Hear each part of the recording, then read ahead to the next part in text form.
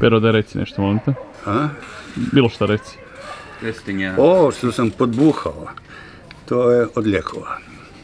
A ovo što sam čupav, to je od nešišanja.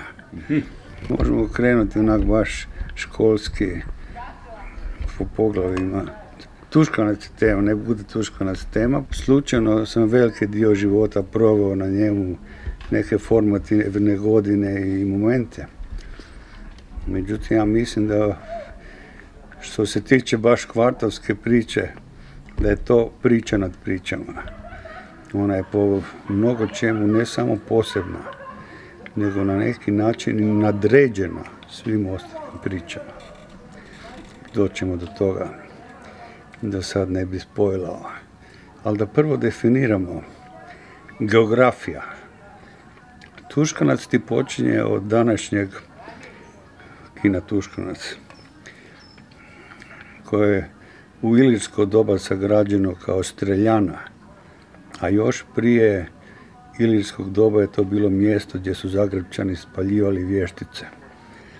I od tamo kad krećeš prema sjeveru i dođeš do zavoja, kreneš prema gore, Tuškanac je ulica koja ide hrbtom tog brijega do Cmroka i uključuje sporedne ulice koje su po principu ribje kosti vezane uz tu glavnu ulicu.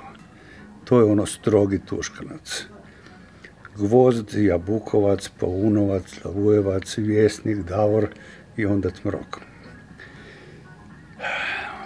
To bi bila geografija. Iako u nekim administrativnim podjelama se mjesnoj zajednici Tuškanac povremeno priključuje i Gornje Prekrižje i jedna prekrasna, isto tako značajna ulica po mnogo čemu spada u Tuškanac, to je Ivana Gorana Kovačića do Rokovog perivoda. Oni su zapravo isto Tuškanac, iako nisu direktno uz taj glavni hrbat. Geografija. Klima. Tuškanac ima svoju klimu. Sve ulice u Zagrebu iznad Ilice imaju drugačiju klimu od onih koji su ispod Ilice u ravnici. Sve koje su na padinama Zagrebačke gore imaju malo bolji zrak, imaju više propuha, podnošljivija su ljeta. Tuškanac je u tome očigledan.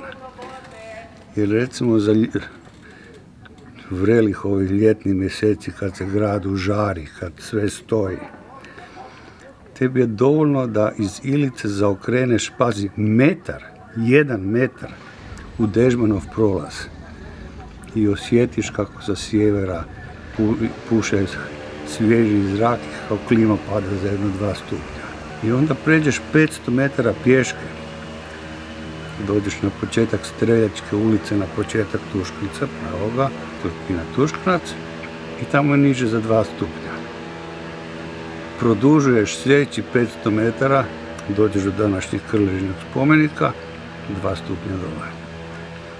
Popenješ se po onoj strmini gore do Gvozda, to je već drugi zrak, tu već puše, tu je klima drugačija. A da ne kažem, kad dođeš na Sljeme, tu možeš prodisati. I ako mogu reći klimatski, najbolje doba godine je Cmrok u vrelo ljeto ponoć. To je blaženstvo, mislim.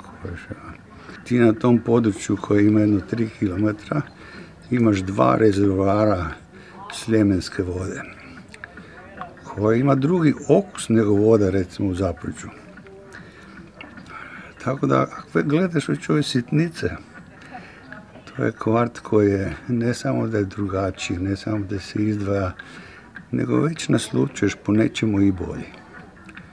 Naravno, postoji taj yin i yang i ono što je po nečemu bolje je obično ujedno ima nešto, neku cijenu koju to plati. A ja bih rekao da je ta cijena je zapravo povijest. Jer Tuškanac ima i svoju povijest koja je drugačija od ostalih kvartova u cijeloj Hrvatskoj. I svoju neku povijesnu, socijalnu dinamiku i svoju priču. I ta priča je meni ono što me fascinira. Meni je užasno žao što kao književnik nisam stigao napisati veliku knjigu o povijesti Tuškanca u 20. stoljeću. Ja mislim da bi to bilo nešto tipa Budimbrokov, nešto tipa Rat i mir. Naime, Tuškanac je ono što se kaže rezidencijalna četvrt. Dijelom je to u zadnje vrijeme kako su došli poluvandali, mislim, okrnjeno, ali bazično to je rezidencijalna četvrt. Što između ostalog znači nema tu objekata od javnog sadržaja.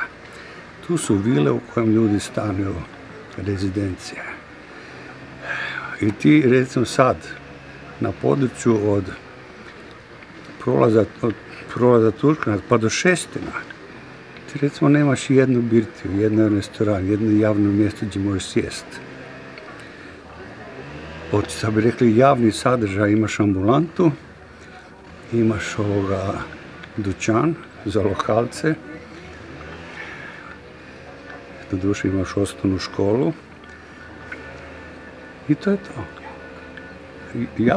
Jabuka je mjesto koje sam htio spomenuti na kraj, jer ono je jedino mjesto koje se na neki način reflektira cijelog grada. Sad više nema mjesta gdje bi ljudi iz cijelog grada dolazili na Tuškanac, a 50 godina je to bila Jabuka. Doduše 100 godina prije toga je to bio Šumski dvor, koji je uništen u čudu hrvatske pretvorbe. To je bio sjajan lokal iznad Mroka, veliki. I tamo su Zagrepčani za lijepi dana bi šetali iz grada, došli tamo, sjeli, nešto pojeli, popili i tako dalje. Ili za zimsko vrijeme se skijalo i sankalo pod Mrokovom, se tam pilo vino. Moj prijatelj Goran se oženio u Šumskom dvoru. Ali za dobri dana tamo je sigurno prošlo 1000-2000 ljudi je sjedilo. To je bio gradska tačka ko Maksimir u Malome. Vrlo kvalitetan lokal, vrlo prijatan.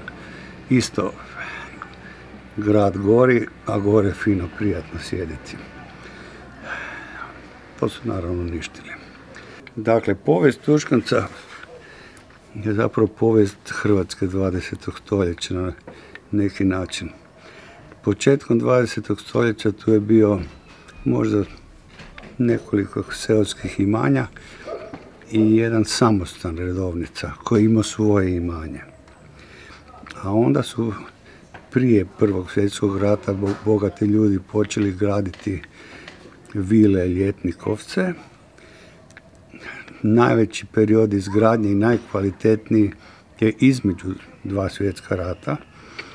Tu su najljepše kuće, zapravo gro najljepše kuće je sagrađen i tu se formirao jedan stil života. Za tu povijest Tuškanca je na neki način ona uklopljena ipak u povijest ovih krajeva. Tu je u 20. stoljeću se izmijenilo nekoliko država.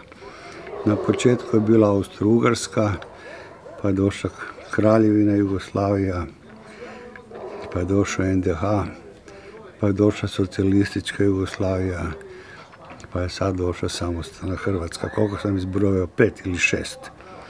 Znači, si imao jedno 6 prevrata u 100 godina. To je manje od 20 godina, ako bi išli statistički, pri čemu je svaki bio užasno dramatičan.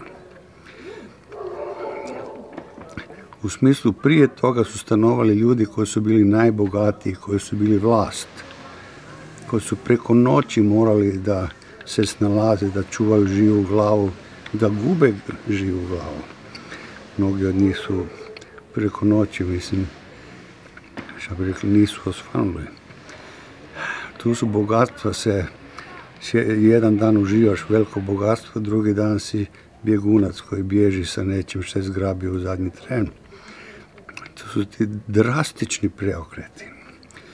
I utoliko je to velika literarna tema, možda zahvaljnije od Divljeg zapada.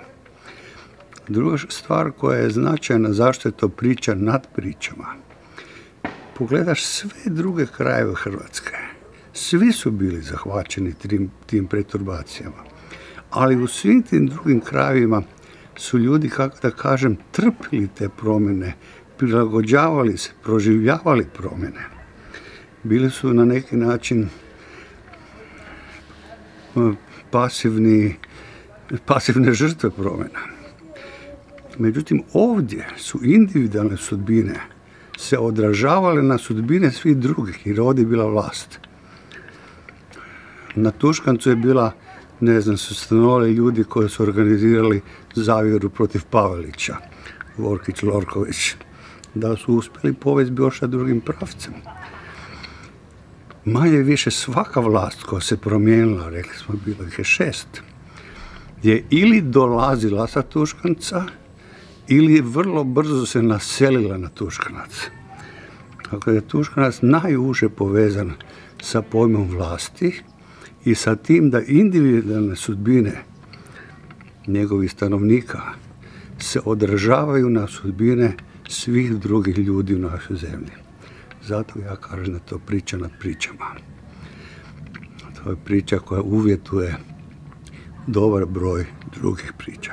Ilustracije radi, ja osobno znam za jedno, recimo, skriveno blago koje je nađeno, a za drugo skriveno blago imam vrlo blisku, pouzdanu priču svjedočanstva. Jer su ljudi trebali zakopati ono najdragocijenije prije neke bježe, što bi rekli, u nigdinu, u neizvjesnost. I ja sam kao i književnik i znatiželjan čovjek decenijama na neki način sakupljao te priče. Znaš, živiš u susjedstvu pa čuješ svako malo pa zapamtiš. Neke su fascinantne, nevjerovatne, ne možeš vjerovati. Mislim, zapanjen si. To su scenariji Hollywood bi vriskao do neba, mislim, da ima te priče. A kratka priča, baš u kući gdje smo mi stanovali, našoj porodičnoj kući na Slavujevcu. Moj djed i baka su živjeli na Gornjem. U jednom trenu su uspjeli, kako je nakon rata bila nacionalizacija, tamo u svaku sobu useljena druga familija. I to je bio pakao za ljude koji su živjeli unutra. A s druge strane, realno to je bilo i rješenje, jer su mnogi od njih došli iz neuporedivo gorih situacija. Uglavnom, moj djed i baka uspio da isprazni svoj nacionalizirani stan, da izvade stanare i tam smo mi živjeli. U prizemlju je živjelo u početku, tog se ja još sjećam, 50. godina, 4 familije.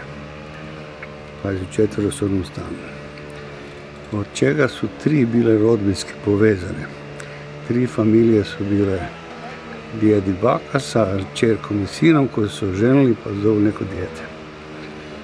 Što nije problem prostora, problem je kad ti živiš u stanu gdje imaš zajednički zahod, zajedničku kupaonu, zajedničku kuhinju. Nemaš šanse da se ne posvađaš jednom dnevno. Te svađe su znale biti strašne, da.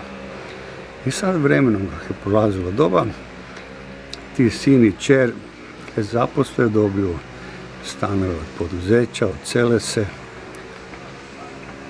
i ostane u pol stana taj djed i baka. I u drugoj polovini stana tadašnja naša najpoznatija harfistkinja Rajka Dobronić, koja je svirala u orkestru HNK i ona je bila, što bi rekli, harfa u Hrvata. Ona je predavala na akademiji harfu, njoj su dolazile doma studentice harfistkinje i imala je muža koji je bio flautist. I što je zanimljivo, on je bio Talijan koji je, pazi, došao u Zagreb 45. Kak je on došao u Zagreb 45. Mislim, Talijan. A valjda je sreo harfistkinju negdje, zaljubili se i došao. I lik je bio vrlo zanimljiv. Ne samo da je svirao harfu, flautu, oprosti, u orkestru, nego je slikao, vrlo bio nadaren za slikanje.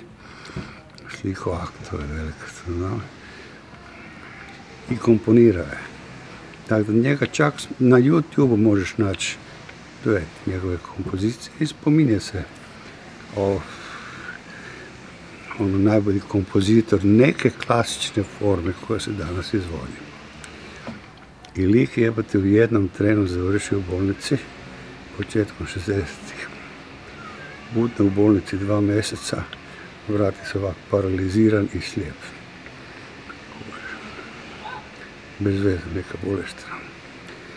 I sad ova harfistkinja Rajka imala je sreću naša neku ženu iz Zagorja koja je sad doselila se i pomagala oko invalida. Ali je to ipak bilo težak život. U zajedničkom stanu, muž invalid i tako dalje. Kraj 60-ih dolazi Jovanka u Zagreb. I sad zagrebački protokol, šta će sa Jovankom? Između ostalog se sjete i organiziraju koncert za nju, gdje ova Dobornička svira. Jovanki i njeni 4-5 dvorskih dama sjede okolo. Ja. I sad sluša Jovanka. Ali malo dosadno, da. Onda pita ove, kad je prate, da ko je ta žena koja svira. I oni ispričaju ovu priču kako je muž postao invalid u 15 dana. Slijepi u kolicima, još živi u zajedničkom stanu. I kaže Jovanka, pa nabavite stan, kravu, pristan. Naravno, ovi pod odmah nađu stan za Jovanku. Za Rajku Dobornić. Međutim se Rajka dogovori s ovim drugim stanarima. Tako da su oni otišli, a ona je ostala u tom prekrasnom velikom stanu od 1-200 kvadrata s ogromnim sobama i dobrom akustikom. Tako da sam ja godinama ujutro kad sam se budio u apsolutnoj tišini, čuješ kroz zidove onak nježno na rubu sluha čuješ harfu. Kada si u raju, anđeli sviraju i onda se onak lagano budiš. To bi bilo dobro. Nemaš to u gradu, u ronde u tramvaj. Čak i da mi je bila harfa ispod mene u Ilici negdje.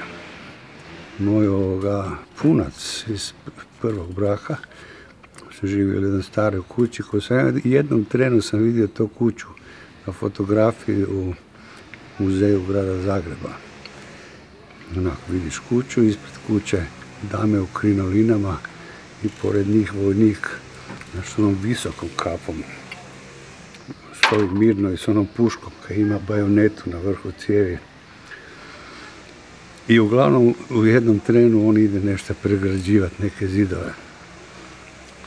60. godine ima neke majstore. I ti razbije zid, u zidu zazidano par pušaka, pištolja, sablji, par vrećica dukata i tako. Ja. I sad, obzirom da su bili majstori, nije mogao zatajiti, moraju prijaviti. I postoji neki zakon da kad se tak nešto nađe, ne znam, 9/10 ide u muzej, a njemu je ostala odlična dvocjevka lovačka. Sablja, 10 dukata. Originalna priča, držu sablju u rukama i pušku. I su ustanovili šta je kako je to tamo završilo? Predsjedni vlasnici vjerojatno kad je Austro-Ugarska krahirala.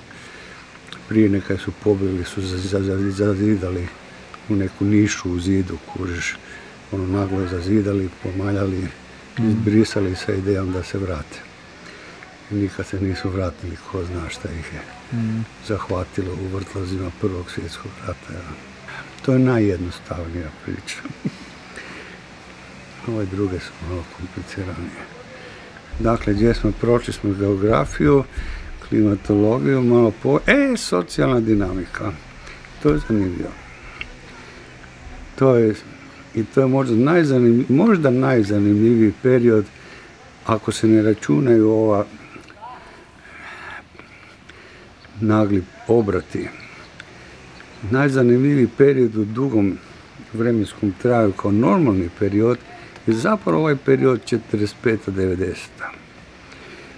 Jer se tu su bile, nije bila statika, to je već bilo vrijeme promjena. To se svašta dešavalo. Tako da u prvoj fazi se na Tuškanac, pazi, mnoge kuće su bile židovske i oni su ubijeni za vrijeme rata. Znači vlasnika više nije bilo. Mnoge kuće su, te kuće su uglavnom prisvojili ustaše koji su ih koristili tokom Drugog svjetskog rata, koji su onda pobjegli. To su bile prazne kuće i bez vlasnika. Dio kuća je imao vlasnike te staru predratnu buržoaziju koji su još ostali preživjeli. Njih su uglavnom nacionalizirali. I onda su po tim kućama naselili zapravo dve vrste ljudi. Jedna vrsta ljudi su bili, recimo, oficiri, tadašnji funkcioneri nakon rata. Ono što bi rekli vrh društva. Druga vrsta su bili baš najsiromašniji, baš ono bjegunci iz rata, stradalnici rata, mislim, sirotinja koju još zadnja, koja onda dobijala po sobu. I sad si imao prvo jednu apsurdnu situaciju da u istoj stanu se oko istog zahoda se gurao ministar i tramvajac. I jevali su se mater, mislim, nisi pustili vodu, mislim, nakon sebe i takve stvari. Što je već za Nušića idealna situacija, ali je zanimljiva sociološki. Mm-hmm. I što bi rekli, to su u direktnom kontaktu bili vrhovi i dno društva.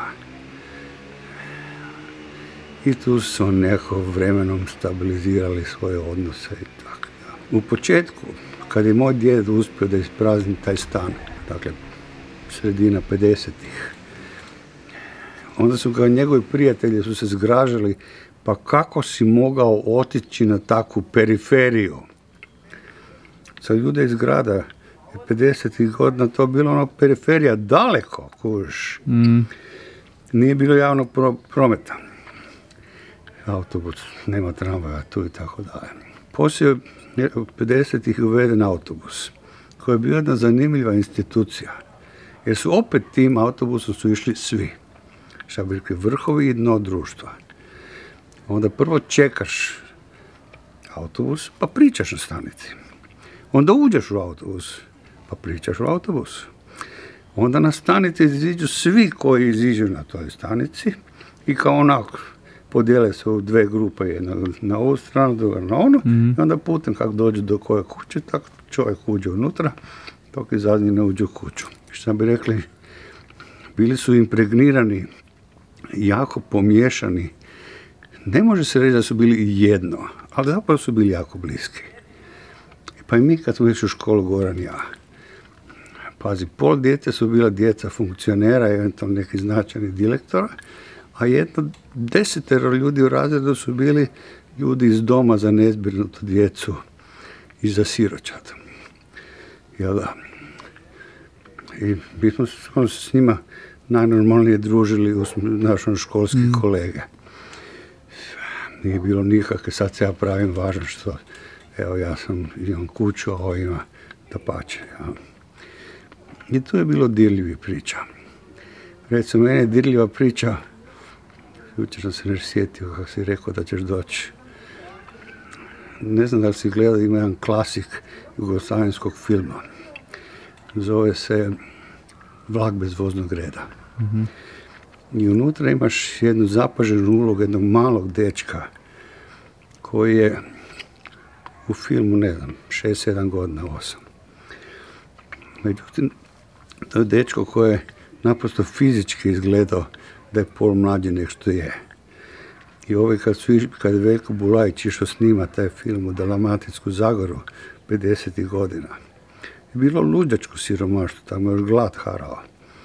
I je našao tog dečka na Tuščika koji je bio talent za glumu, Boro Papak. I on je odglumio to veličanstveno tu ulogu. Međutim su se filmska ekipa, Jadran film i dečko su se zbližili za vrijeme snimanja filma. Oni su vidjeli da on iz jedne zadnje bijede, on ima 10 braća i sestara. onda su njega oni sponzorirali, posvojili. Oni su ga doveli u tu dom na Paunovcu, što bi rekli, brinuli o njemu u smislu kupovali odjeću, izvodili van, mislim, nedeljom, čestitali rođendane, ono, neko iz Jadran filma ga je uzimao za Novu godinu doma. I onda su se brinuli o njemu dok nije ono, što bi rekli, odrastao i stekao zanat i digli ga na noge. Otprilike danas tak neke firme, ne znam, uzimaju sponzorstvo nad barskim nutrijama u zoološkom vrtu. Ja. I drugi jedan isto tako, Panos Jecopoulos, on je glumio na drugom filmu, također je bio, kažem, posvojen od Jadran filma. I ovako dirljive priče iz onih vremena. Ste vi bili generacija? Oni su išli s nama u razred. Jedan i drugi. Ja sam baš bio dobar s obojicom. Isto sa Slavujevca, Pero i ja se ko klinci već znamo, s tim takvu Jabukovac u školu i moja prva ljubavna veza, da tak velim, je bila isto tak jedna curica, Marina se zvala, Vrhovec, Tuškanac broj 100. Dobro me sjetio. Vidiš, to prva cura bila, ne? Da. Ali ima interesantna priča kad već su onda imali telefone i to je već bila velika stvar. I sad tak jedan dan kad sam se vratili iz škole, rekao, ajde da ju nazovem, bum se ja prošetal gore sa pesom, ne znam pa da joj se javim. Ne? I sad ja nazovem, javi se baka. Ja rekao, čujte, evo tu je Marina, tu negdje. Je, veli, ona je s kravama na paši. Ti, brapstak. Dakle, hoću vam reći da je, dakle, šta su to bile, 60-te, ne? Da je to bila farma. Tuškanac 100 je bila farma, ne? Ja znam, oni su imali i pese i štalu i to je na štaglju, to je bilo najlepše se stiskati tamo u sjenu, ne? Ali evo, tako jedna mala anegdota iz dana o Tuškancu. I kad se to počelo mijenjati, kad se počelo Baš me preduhitrio. No. Jer u to isto doba kad je Tuškanac bio provincija, zaista to što on kaže, tu su bile krave na Cmroku. Ne samo krave, pa se ti sjećaš, ja mislim da je 58.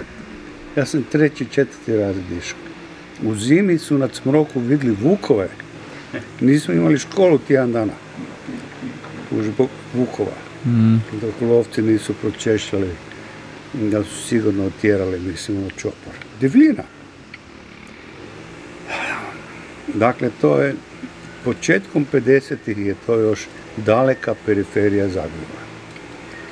I u shvaćanju percepciji Zagrebčana i u ovoga faktički po značinu života.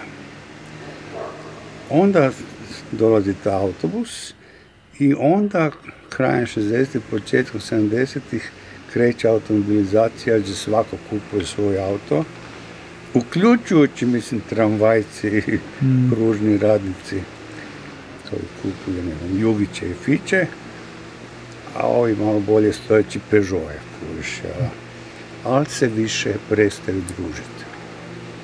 I ta neko zajedničko socijalno jedinstvo naprosto nestaje. I kad smo mi u našoj generaciji odrastali, Goran i ja, nas je bilo 10 negdje vršnjaka u ulici. Ti si jutro izišao na ulicu i igrao si nogomet, jer je 2 puta dnevno prošao auto. Pa sam nasred ulice si igrao nogomet, dole jurio na Dubravkin put. Što je najbolje mjesto za djecu da odraste, imaš Dubravkin put za sebe, pazi. I igra sa Indijanaca i kaubojama. I onda već u generaciji mog sina, kad je on bio mali, pazi, u ulici nije bilo nikoga od njegovih vršnjaka. On je bio usamljeno dijete među starcima.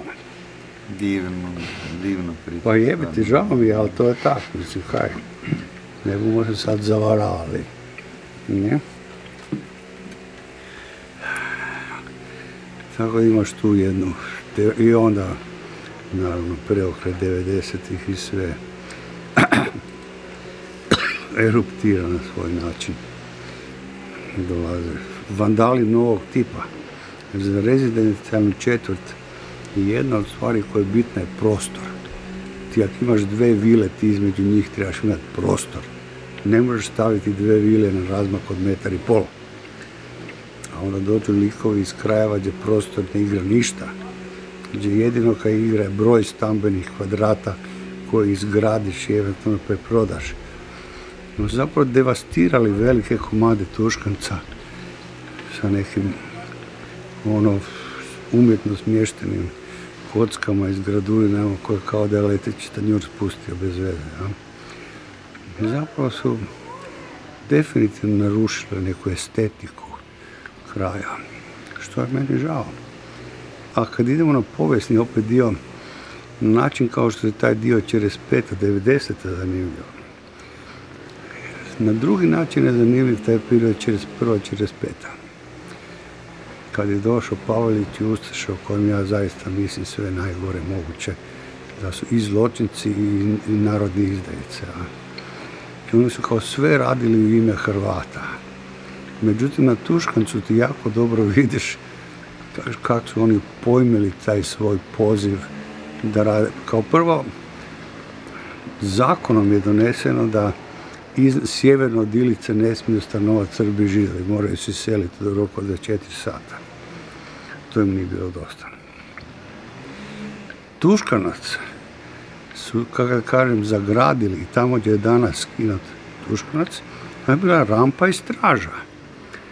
Dalje od toga su smjeli ići samo stanovnici Tuškanca, čak više ni Zagrebčani. A onda su, ako šećeš uz Jabukovac, onda ćeš vidjeti da je nekoliko, možda 10-ak vila, je zapravo opkoljeno istom ogradom. Onda još unutar takvoga su napravili oazu gdje je Pavelić odabrao jednu vilu i njegovih nekoliko najbližih ministara. Uključujući da u okviru te oaze, tamo gdje je danas osnovna škola, su imali mali aerodrom, zlu ne trebalo.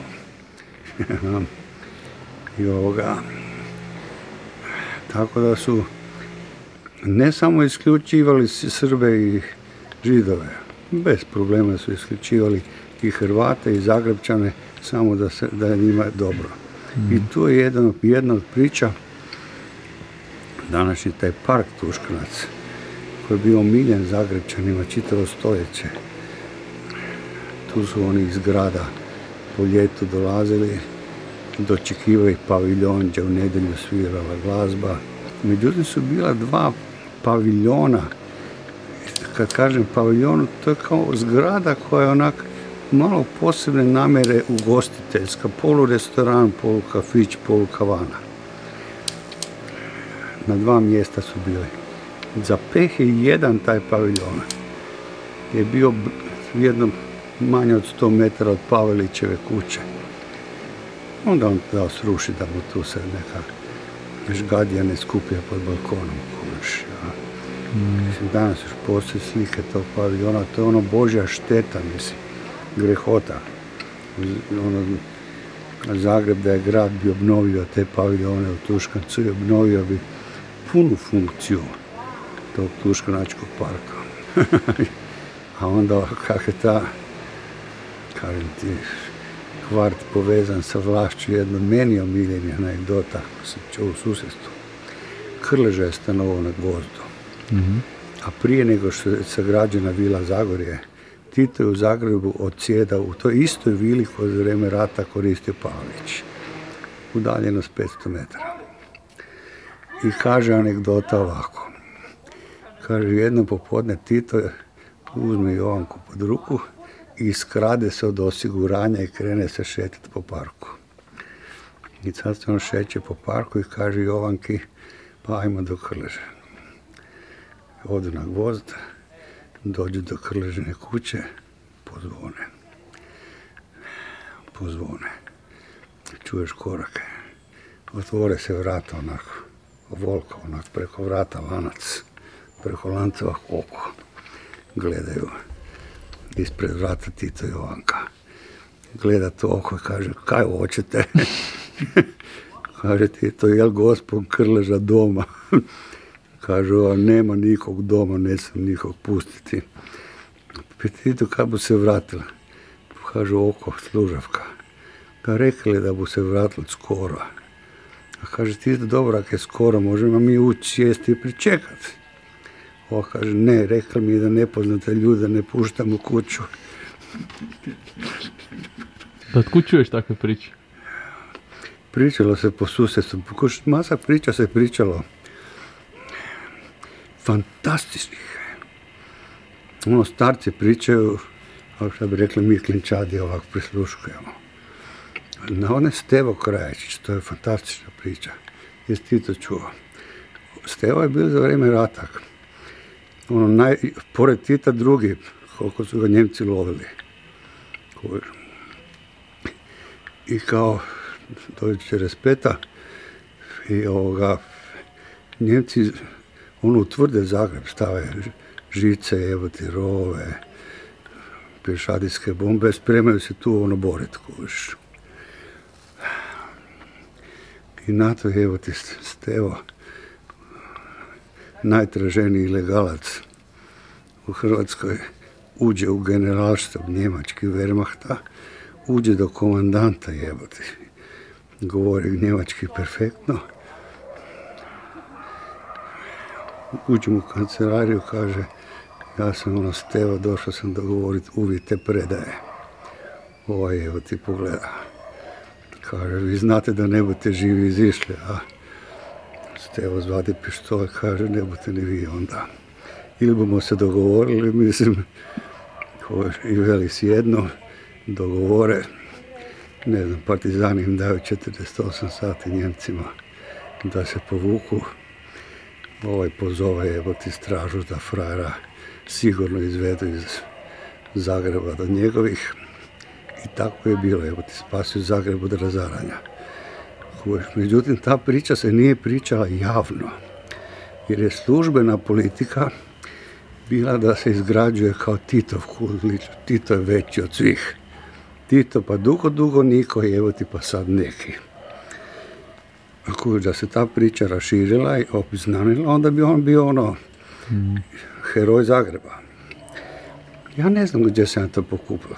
Ja sam bil kućni prijatelj od Steve Krajačića, sina, išao s nama u školu. Njegov stari je bio funkcioner, previsok i to isto bilo priča luzačkih. I to je, zapravo kako su i Ustaši imali svoju neformalnu povijest u kojima su oni žrtve. Tako su i ove partizanske familije su imali svoju neformalnu povijest s kojom sad baš nećemo u javnosti iz nekih razloga. Koja je beskrajno interesantna. Ima jedna dobra priča. Početak 70. godina. Nije baš ni socijalizam bio bezgrešan. Niti smo onda živjeli u toj iluziji, niti to danas pokušavamo braniti. I jedna od priča koja ima neke elemente duhovitosti. Točno preko puta njegove kuće danas imaš jedan kompleks zgrada koji je arhitektonski, urbanistički vrlo zanimljiv. U ono doba je možda bio vrh. I naravno on je sagrađen u takozvanom zelenom pojasu gdje je bila zabranjena gradnja. Veliki kompleks. Danas propada. Ali i dalje su tamo sjajni stanovi. Veliki, fino sagrađeni. Dakle, kako je nastao taj kompleks? Tamo je bila livada u zelenom pojasu gdje je bila zabranjena gradnja. I mi kao djeca smo se igrali po toj livadi. Skijali se. Ma da, velika livada. I početkom 70-ih ti nekoliko najvećih tad postojećih građevinskih firmi, 5, 6, 7, 8, koje su postojale u Zagrebu, osnuju novu firmu sa ciljem da na tom prostoru sagradi zapravo naselje. Ali ne smije se graditi. Oni naprave sve planove što treba, idu tražiti sve dozvole i napišu da je investitor izvršno vijeće Sabora. Drugim riječima tadašnja vlada. I sad kogod je dobil taj zahtjev od tih činovnika, kad je vidio da je investitor izvršno vijeće Sabora, više nije pitalo, nego udaralo pečat. I ovi su dobili sve papire i krenuli su u gradnju. I sagradili su to za ondašnje doba vrhunske. Onda kad su sagradili, to je već bilo kraj 70-ih, novi duhovi u privredi, rasprodali su to privatnicima po užasno povoljnim cijenama, što bi rekli ispod tržišnih cijena. Pri čemu su ti privatnici uglavnom bili direktori tih poduzeća koji su osnovali to novo poduzeće. Onda su oni jeftino kupili te stanove i poduzeću se desilo šta? Propalo je, otišlo u stečaj. I onda se otkrilo da to nije investitor izvršno vijeće Sabora, ali je stvar bila sagrađena, ljudi su stanovali unutra, šta sad jebati. Tako da to je jedna definitivno malverzacija u kojoj su tadašnji direktori po relativno jeftino došli do vrhunskih stanova. Što se ipak razlikuje od današnjeg doba kad za kunu dobiješ tvornicu. Ima u toj razlici kvantitete i velika razlika kvalitete. Mogu bi nešto reći o Jabuci malo, jer to je bila bivša kuglana Pavelića, ne? I kako smo došli do Jabuke, kako je to u stvari sve krenulo, to je interesantna priča, ne? To su bile društveno-političke prostorije, govorimo o period 60-ih, ne? I sad da bi mi dobili pristup u te prostorije, morali smo se isto registrirati kao Savez omladine, da smo sad društvena organizacija na Tuškancu, dakle Tuškanac Savez omladine, dakle otišli smo u gradski komitet, tamo se prijavili, organizirali ovo, ono. I onda smo došli u društvene prostorije i rekli, čujte, mi smo sad isto legalna organizacija, zahtijevamo da i nama date ključ, da mi možemo isto imati svoje sastanke. Jer tamo su u principu se sastajali razne socijalistički savez, pa SK, pa ne znam, penzioneri, žene, AFŽ i tako dalje. Te prostorije su jako slabo bile korištene. Jedanput kad smo dobili ključ, onda smo se mi isto obavezali da ćemo svaki put kad je neki novi sastanak, da ćemo mi urediti, pripremiti stolice za sastanak, tako dalje, a inače u slobodno vrijeme glavno je počelo sa ping-pong stolom, sa kartanjem bele i tako da je to, tako je krenula Jabuka, u stvari lokalni dečki iz kvarta su se našli jedno mjesto koje je bilo zgodno odglumili Savez omladine. Da. A dobro, Savez omladine je čak subfinancirao onu pozornicu i diskoteku i jer smo onda mi još neke kao organizacija, onda smo imali prostor koje je sad trebalo nekako popraviti, napraviti nekakvu garderobu, WC, ovo, tako da je bilo troškova, koje mi normalno nismo mogli pokriti, onda smo se obratili našoj matičnoj, dakle Savez omladine Hrvatske ili Zagreba, šta ja znam, i onda su ovdje odobrili neka sredstva, i rekao, wow, evo i mi napravili šank mali normalno i diskoteka mala, i tako smo počeli, tako je krenula Jabuka u stvari, ne? Koje su to godine? To su kraj 60-ih, da. I trajala je 50 godina. Da. Jedan klub koji je baš suživio, što Pero kaže, 50 godina nakon toga, ne? Ko je smislio ime? Jabuka je prije ime bilo. Da, Jabuka je dobilo ime po Jabukovcu, jer on je baš na ulici Jabukovac, ne? Dakle, nije bilo veze sa Beatlesima ili nešto tako, ne? I prije nas je jedan tip godinu dana držao privatni diskač koji je propao. Na isto mjesto? Na isto mjesto, koji se zvao Jabuka. Mm-hmm. I onda kad je on propao, a mi lokalna omladina smo sjedili i pili po žbunju, zapravo smo imali sliku kaj se može se napraviti klub. I onda smo ciljeno šta trebamo napraviti da izborimo taj prostor.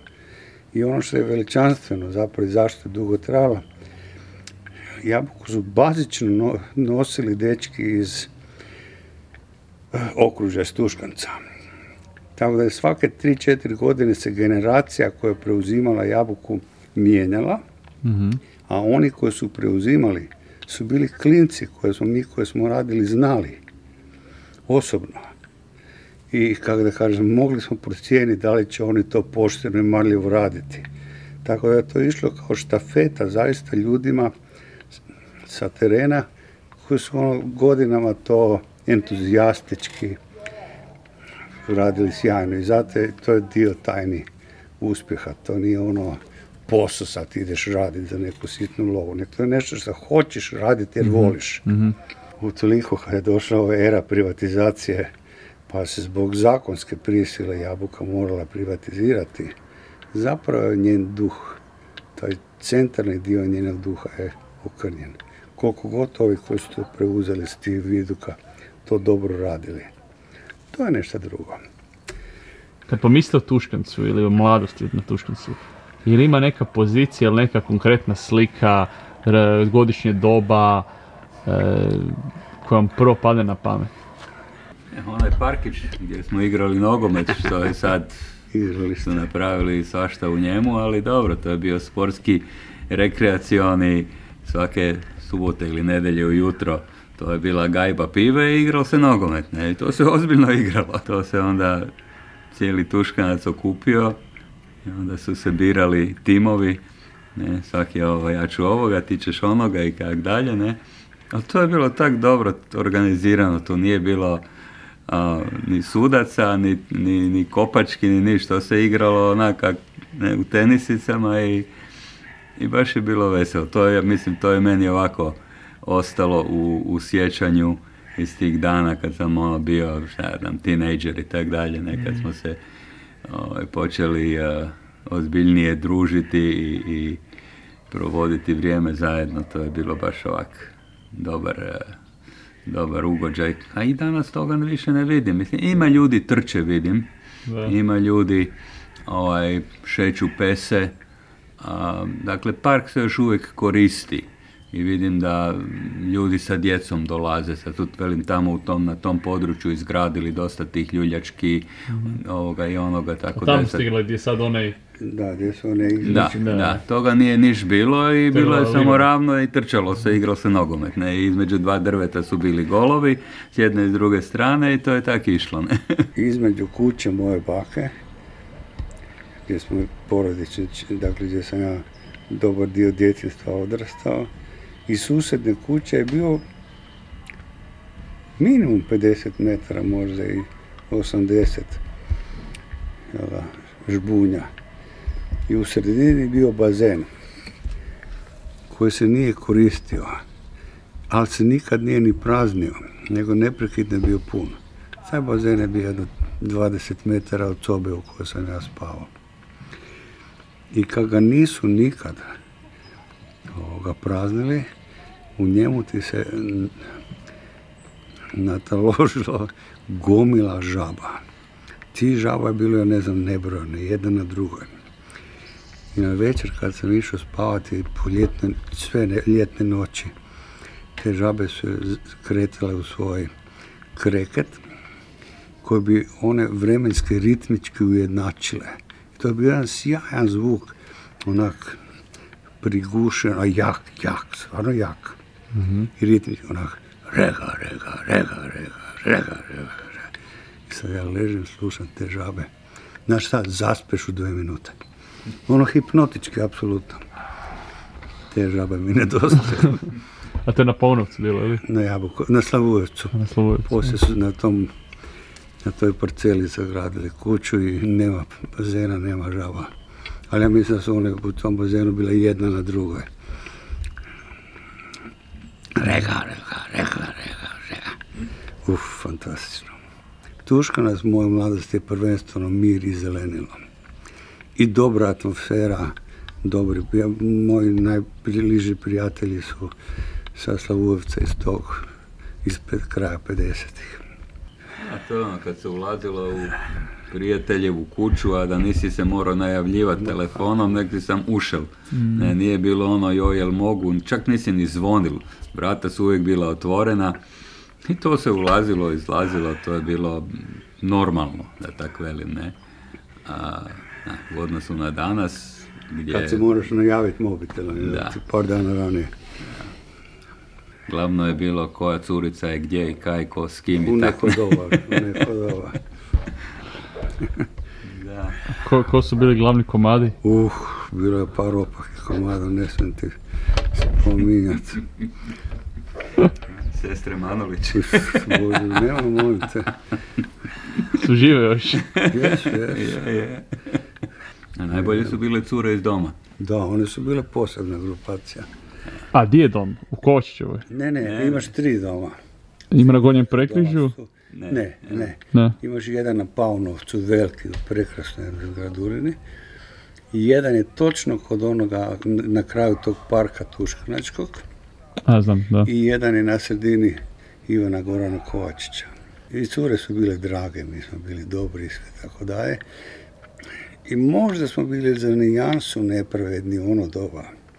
Jer one kako su ipak bile iz nesređenih familija sa nekim teškim pričama iza sebe, ali one su zapravo bazično bile ono žedne i gladne ljubavi, kužiš. I onda si ti njima posvetio malo pažnje, a one su ti uzvraćale 10 puta više, ali što smo mi ne znajući, zapravo danas gledajući retroaktivno, ne mogu reći zlorabili, ali koristili, ja. I mi smo bili jako dobri, kužiš. Kako je kažem, baš, ja se danas sjećam kako se zovu te neke curice iz osnovne škole. Ali recimo u doba dok su ti, ne znam, druge curice dozvoljavale da ih zagrliš, ove si mogli već zavući ruku ispod majice, kužiš. Znaš, ta nijansa je postojala. One su skakale na večer iza 10 sati, kroz prozor su bežale, a mi smo od Nikša gitaru imali. Pa smo znali gitara, pa smo znali malo pjesma, pa nekakva flaša vina i sim i tam. I curice su kroz prozor skakale, bežale van. Jer u 10 je bilo spavanje i gašenje svjetla, a u 10:15 se one spuštaju po fasadi. U ono doba naše mladosti, 20. je grad zapravo zamirio u 10. Disko klubovi su se zatvarali u 10-11 sati. Kino predstave, kazalište. Nakon 11 grad mrtav. I onda su svi mladi sa Tuška i više ne vozi autobus. I nemaš lovu za taksi. Znači, doma se vraćaš samo pješke. I onda sva Mađarija s Tuškanca je morala proći na ono raskršće da je danas paviljon i kip Vladimira Nazora. S tim da je onda, pazi, promet je bil 50 puta slabiji. Da. Svaki 20 minuta prođe jedan auto. Javna rasvjeta je jedno 20 puta slabija. A još između paviljona, te livade i ceste, gusti zid od žbunja. Tako da je paviljon bio jedna oaza, izdvojena, osamljena, od 10 nadalje nikog nema. Onda na čelu ko se vraća iz grada i kina, tamo u paviljon, tamo smo po ljetu sjedili. Paviljon je bio odličan po ljetu, ali zima kad dođe, to je sranje sve sad. Onda smo morali izmisliti jabuku. Njegov star je bio, ako znaš, čuveni bijeg iz Kerestinca, kad je 42 intelektualca kad su pobjegla iz zatvora i na kraju su dvojca preživjela. Jedan od preživjelih je njegov stari. Lujačka priča. To je bilo namješteno. Kasnije se pokazalo da su ih neki Kopinić je tu bio spominjan često. Kopinić. Da je u principu oni su bili hrvatski komunisti u Kerestincu i u dogovoru sa partizanima trebali su dana toga i toga u toliko sati napraviti proboj van, a ovi će ih onda dočekat i omogućiti da pobjegnu. Ne? I sad ovi su krenuli, kad su izašli vani nema nikoga. I sad šta se desilo, zašto nije nikoga bilo, to je ostalo još uvijek neodgovoreno. Zbog čega? Da li je tu bilo zbog toga što su u pitanju bili hrvatski komunisti koji su se u tom periodu deklarirali kao hrvatski komunisti, od Augusta Cesarca do tu ljudi koji su bili itekako aktivni. Da li je to ruska strana htjela nekako umanjiti i jednostavno ih eliminirati, da se jednostavno ta hrvatska strana ne izdigne toliko koliko je u tom jednom periodu bila važna. Tako evo, moj otac je bio igrom slučaja uspio izvući živu glavu i kasnije o tome napisao i knjigu Grobovi bez sjena, i dan danas imate u Kerestincu, svake godine se radi godišnjica tog proboja i jednostavno odaje se počast našim ljudima koji su u tom periodu poginuli, u tom procesu. Tako da, eto, to je... Inače, njegov stari ti je bio jedan od, ako se tako može reći, najuže ekipe koja je stradala 71. Odležao u zatvoru 2 godine. Ili koliko već. Ma da, to je bio Tuđman, Đodan, Veselica i sad? I on. Njih 4 su bili zajedno suđeni 71. Ne? Dakle, Tuđman, Đodan, Veselica, Komarica su zajedno bili na suđenju i onda nakon ne znam koliko godinu i pol je bilo u zatvoru, onda su ih kao osudili na period vremenski koji su odslužili, tako da su oni de facto izašli van, ne? Ali je bilo interesantno taj jedan period, ja mislim da je tu Tito kasnije reaktivirao i je rekao u jednom trenutku, ja ne želim da moji suborci idu u zatvor sada, jer su oni svi bili Titovi suborci i kolege, da tako kažem, iz NOB-a i tako dalje. Tako da je, evo, ostalo sve kak je ostalo, s tim da je on bio penzioniran ranije, nije imao pravo govora nikakvog.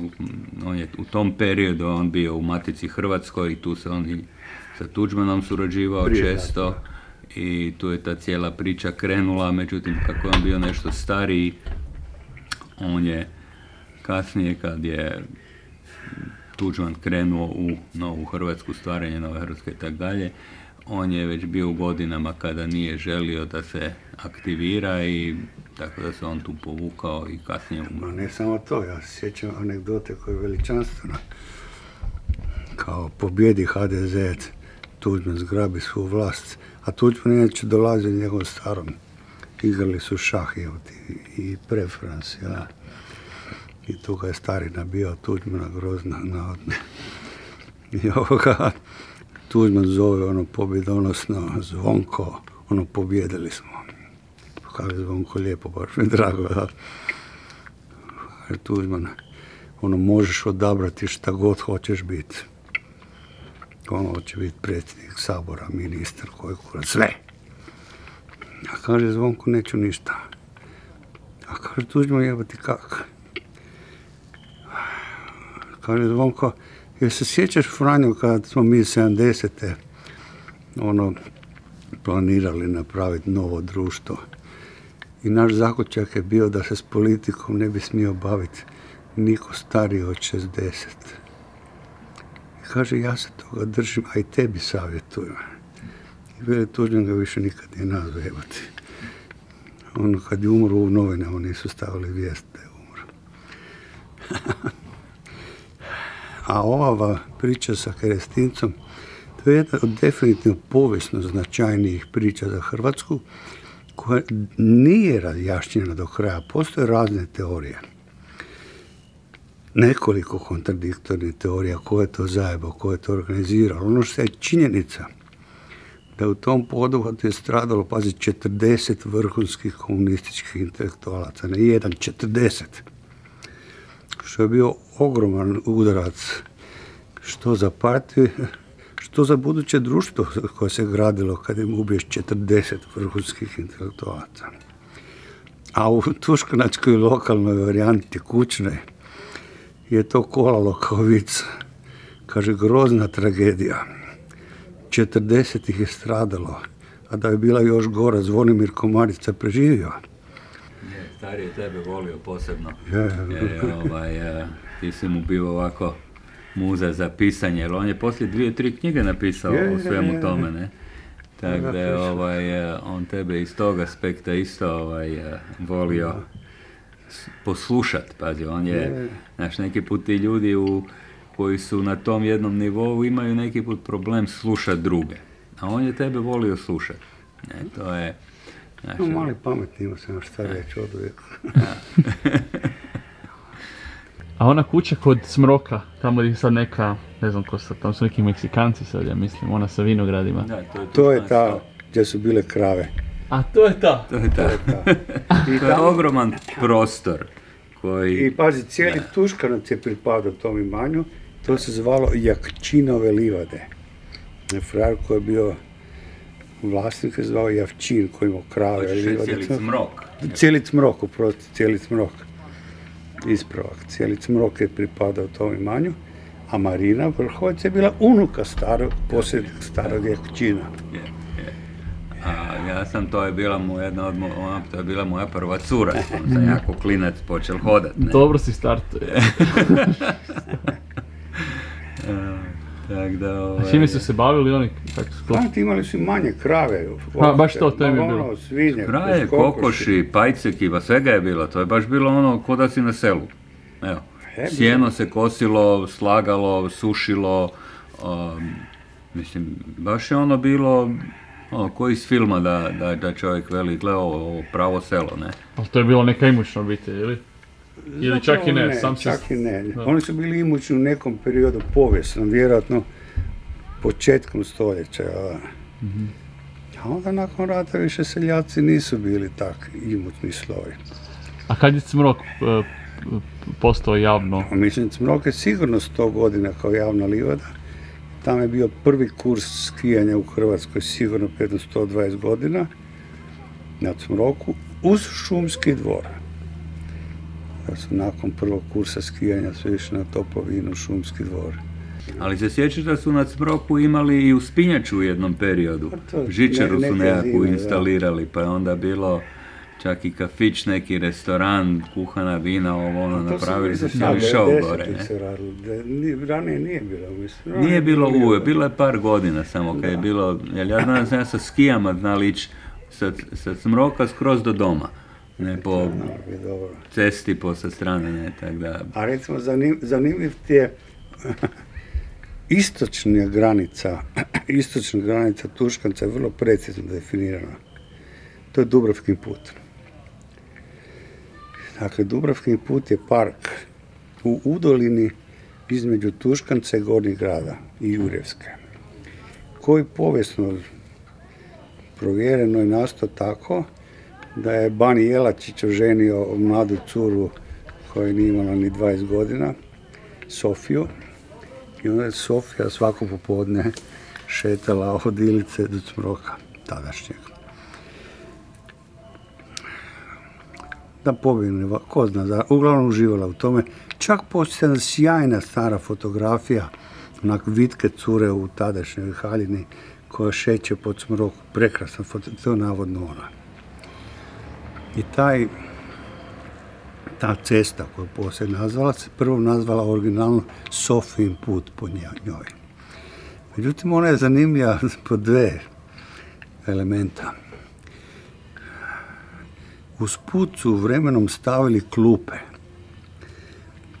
a 50. godina, mi se toga sjećamo, i stambene prilike, nisi ti imala sobu koju bi fural curu, nisi imao auto s kojim ćeš ga odvesti na parkiralište. Ono što si imao da odvedeš u park.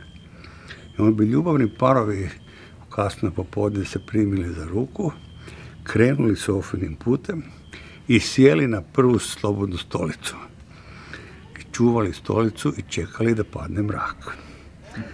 Ja, tako da je taj Dubrovkin put kakav vremenom bio popunjen cijelim putem sve klupe. To je bilo izletište te vrste za gradsku mladež. I druga stvar koja je zanimljiva, koja danas još možeš naći trakove, koja je neka preteča Facebooka. Svaki pravi frajer u džepu ima nožić. To je bio dokaz da si sazire i odrastao. I onda dok čekaš da padne mrak, onda na najbližu bukvu urežeš srce i upišeš inicijale sebe i svoje voljene i datume eventualno. Tako da ako šećeš po Dubrovkinom putu mora biti, tam su porušili gomilu drveća strahota. Šta su napravili? A mislim da bi trebao naći još to neko staro veliko drveće sa srcima i datumima i inicijalima. Tragovima bivših uspjeha. A kad su promijenili naziv u Dubrovkin? Ja vjerujem nakon rata. U tom nekom revolucionarnom entuzijazmu Sofija je ipak bila grofica, pa sad ćeš ti zvati tak jedan značajni park po grofici. Smisli neku Dubravku, možda Dubravku od Ivana Gundulića, ko zna. Meni je bilo fora kad smo se upoznali, to vjerojatno ima klasičnu foru, onda kad bi šetali Tuškancem, onda bi on pričao za svaku kuću šta je bilo. Tipa, tu je bio kapetan, tu smo našli blago, onda do smroka bi to trajalo neko vrijeme. I to je zapravo fora kad prolaziš kroz taj i onda vidiš konkretno ta neka mjesta dok pričate priče. Kad sam ja došla na Tuškanac, onda su uglavnom još bili starosjedioci i taman se počelo nekako mijenjati garnitura u smislu da su prodali ili da su krenule ambasade ili rezidencije od ambasadora ili da su pokupovali ovi novobogataši, tajkuni i tako. Taman u tih nekakvih 10 godina se praktički... A kad si došla? Ja sam došla 96-97. Rekao sam ti, priča nad pričama. Kvart iz kojeg dolazi vlast ili se vlast seli, osvaja taj kvart. I u zadnje vrijeme je sve više baš ozbiljnih povijesnih istraživanja koje se uhvate jednu kuću kojiš. Jebote, izvuku ne možeš vjerovati šta. Gledali smo neku predstavu od Histrion i neka pučka predstava, uglavnom pokazuje nekakvu sirotinju u šestinama koji ide crnčit u grad. A teksti 17. stoljeća. Da, teksti 17. stoljeća, jadni su za popizi, stalno se žale, polu su gladni, odrpani su, užas, žale se jedni drugima, ali na kraju svake rečenice kažu jadni smo, ali nismo ko oni iz Kraljevca. Oni iz Kraljevca su dno. To smo mi. Kraljevac. Pojam bijede i strahote.